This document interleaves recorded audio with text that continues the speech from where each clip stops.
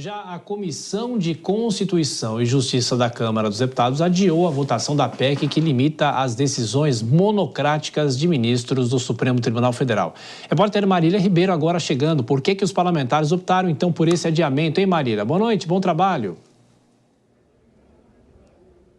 Oi, Thiago. Boa noite a você, todo mundo que está acompanhando. E se você gosta desses conteúdos, não se esqueça de deixar seu like, se inscrever no canal, comentar e compartilhar. A CCJ avançava com o pacote de retaliação ao STF, mas o governo adiou a votação. Tudo isso porque parlamentares favoráveis ao governo, pediram vista, e assim a comissão teve que dar uma pausa, nos avanços, que teve maioria fácil. Logo no início, 4 propostas que tiveram poderes no Supremo tiveram seus relatórios lidos na comissão de oposição com o apoio de legendas de base do Planalto, que mostrou maioria fácil. Os governistas foi que pediram vista para protelarem, Eles vão tentar ao máximo aí adiar essa votação ou até, quem sabe, impedi-la. Oi, Thiago. Boa noite a você e todo mundo que está acompanhando a gente aqui no Jornal Jovem Pan. Eles alegaram, segundo os parlamentares, para eles poderem ter mais tempo para poder analisar os textos. Acontece que na Comissão de Constituição e Justiça aqui da Câmara dos Deputados, há um pacote com 4 textos que afetam diretamente o Supremo Tribunal Federal. O primeiro deles, que foi analisado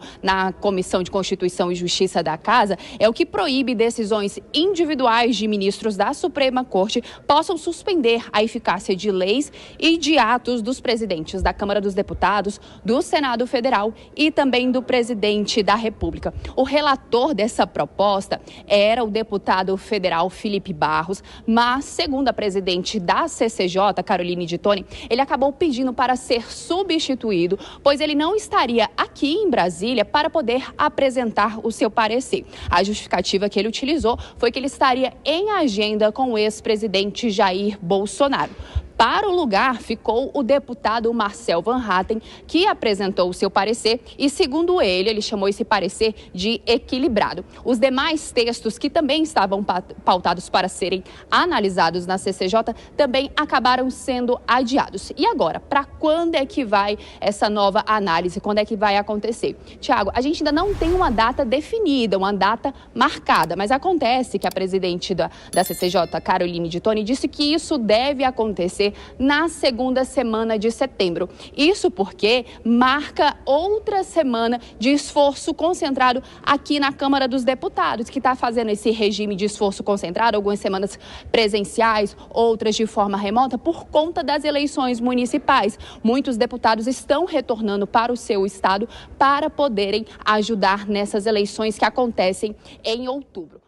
Outra pauta que está em discussão seria o projeto de lei que anistia as pessoas que foram condenadas lá pelo 8 de setembro, O vandalismo que ocorreu lá. Claro que a gente sabe que em meio aos vândalos tinham os patriotas, Que aí foi levado todo mundo. Enfim, o projeto de lei 2858 de 2022, que prevê a anistia aos presos pelos atos de vandalismo que ocorreram em Brasília em 8 de janeiro de 2023, deve estar na pauta da Comissão de Constituição e Justiça, CCJ da Câmara, entre setembro e outubro de 2024. Em virtude das eleições municipais, a Câmara está trabalhando em modo de esforço concentrado, apenas em algumas semanas. Sendo assim, a próxima será entre 9 e 13 de setembro, depois apenas em outubro, Acrescentou Caroline de Toni, do PL de Santa Catarina. O relator está ansioso, ele queria que fosse pautado para essa semana, mas eu falei que não, pois essa semana tivemos a pauta de hoje. No caso, o de hoje que ela está comentando foi a pauta do dia 27 de outubro de 2024, que seria sobre o anti-STF,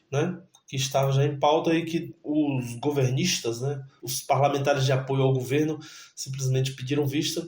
Enfim, Caroline de Toni acrescentou: seria uma pauta excessiva e vamos, na medida do possível, oportunamente, acredito que na semana de esforço concentrado ou em outubro vamos pautar. Acredito que vai ser antes das eleições, continuou Carol. Se der em setembro, se não, a gente deixa para outubro. O relator do texto, o deputado Rodolfo Valadares, do União Brasil de Sergipe, disse já ter parecer pronto, mas ainda não divulgou. O que está também deixando a esquerda pavorosa é o projeto de lei que pode abrir margem para anular a inelegibilidade de Bolsonaro, O projeto de lei 192 de 2023 Caso seja sancionado na sua versão atual, abrirá margem para a revisão da inelegibilidade do ex-presidente Jair Bolsonaro, do PL, segundo advogados especializados em direito eleitoral ouvidos pela revista eletrônica Consultor Jurídico. Essa avaliação, no entanto, não é unânime. Entre outras mudanças na legislação eleitoral, o texto prevê que a linha D do artigo 1º da Lei Complementar 64 de 1990, que estabelece a inelegibilidade de pessoas condenadas por abuso de poder político, caso do ex-presidente, passará a exigir a ocorrência de comportamentos graves aptos a implicar a cassação. É aqui que mora a controvérsia, uma vez que Bolsonaro não foi cassado, né? O Senado Federal deve votar nesta quarta-feira o projeto de lei que reduz o prazo de inelegibilidade definido pela lei da ficha limpa, que é quase prisão perpétua. O texto faz parte da chamada mini-reforma eleitoral e já foi aprovado pela Comissão de Constituição e Justiça da Casa na última semana. De acordo com a medida, o período de inelegibilidade continua sendo de 8 anos, mas começa a ser contado a partir da condenação e não mais a partir do cumprimento da pena, o que diminuiria o período longe das urnas. Segundo advogados eleitorais, o projeto pode abrir espaço para que Jair Bolsonaro recorra de suas condenações e recupere seus direitos políticos, ficando apto a disputar a próxima eleição presidencial de 2026.